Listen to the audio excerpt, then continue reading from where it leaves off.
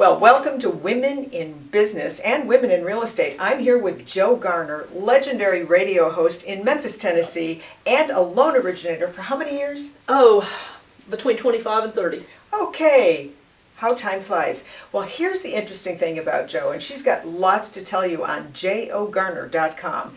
She has done some remarkable things which speaks to my heart, how lenders and realtors can work together to create a higher experience for consumers. And you have three really great tips plus a bonus on that, what it takes to have a really good relationship between a lender, a loan professional, let me rephrase that, and a real estate agent. Go. Well, Terry, there's top three things that you need to remember that are important between the relationship with a loan officer and a realtor. And then the first one is communication. Always. Yes. The second one is communication. And the third one, I'll let you guess on that one. I'm going to say it's communication. Yeah. Right.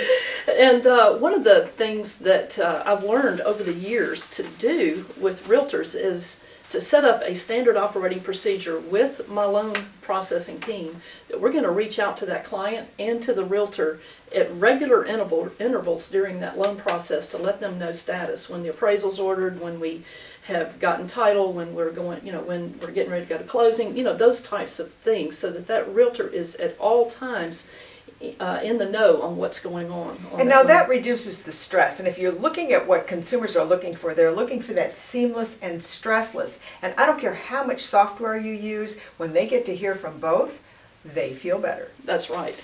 The other thing that has really helped me in my career is setting up a customer retention database that is automated. I've got some really good tips that go out to that prospect before they find a house on how to buy a house, how to be qualified for the loan. I also have a system of sending out good informational communication that goes out automatically through the system to my top 50 realtors that I love and want to keep in. And see, she does love some of us. I love some of them. I love all of them. But here's the thing, it's about nurturing a relationship always. And automation's great, but step number 3 goes a step farther, because Absolutely. We know that my favorite thing is to say automation, but don't abdicate. Right. And so tell me, this is spectacular, by the way. This is a great hint. Go ahead. Well, Terry, you know this from being as a realtor and a loan officer experience, that this is a people business, just like any business that you're in. It's people business. People want to be connected with people that they know, like, and trust. Always. So another thing that has been one of the biggest success stories in my career has been sponsoring Talk Shop, which is a networking group here in Memphis, and also putting on regular power coffees where I invite these realtors to come in and engage with business people from the marketplace. Now that's a great idea. I think I've been to one of those. I think I spoke at one of those. You've spoken at more than one. So being able to invite realtors, invite business people to come and network and do some education with them. Realtors love to be introduced to people who can give them business, who can connect them with that next level to do business. So that's been very successful. Talk Shop events are every week, every Wednesday. And you can find out about Talk Shop at talkshoppe.com. And the power coffees I'll do like every couple of months, where I'll invite all real estate investors and real estate agents and vendors who serve those people. So you understand that it's about working together collaboratively and compliantly so that the consumer gets connected with the kinds of people who actually match your core values about great service, and that's not just something you say, it's something that you actually demonstrate. And you have a bonus that I thought was so interesting, because as realtors or as entrepreneurs, which we know, it's very hard to keep all of the balls bouncing at the same time. Right. And I just thought this was a great idea. Okay. So with the customer retention database that I have it go a level or two further, in that every month or sometimes every 6 months, I can go out for each realtor that's been sending me referrals and reach out to the client and say, hey, I know you were still looking for a house, and if you need any help, I would love to help you. Here's what's going on in the market. Connect with Miss So-and-so or Mr. So-and-so, the realtor. So I always bring that realtor referral right back in front of that client.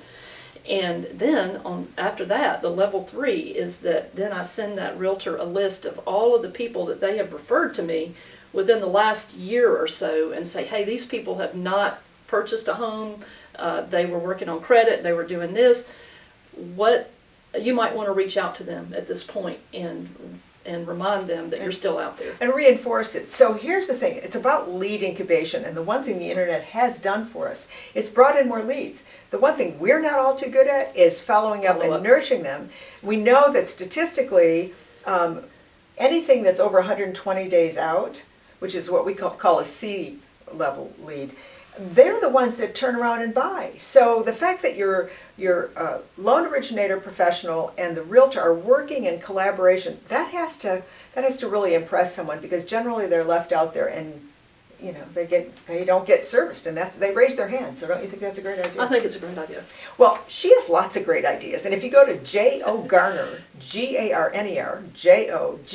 Garner.com, you're going to find a ton of information. There's more podcasts. There's some of our radio shows. What else is there? There's blog posts, there's radio shows. You can subscribe at jogarner.com. We'll send you the podcast every week with the show notes, and we have some other resources on there as well. Well, thank you for joining us, and thanks for sharing with all of us today. I'm Terri Murphy, and we'll get more on Women in Business.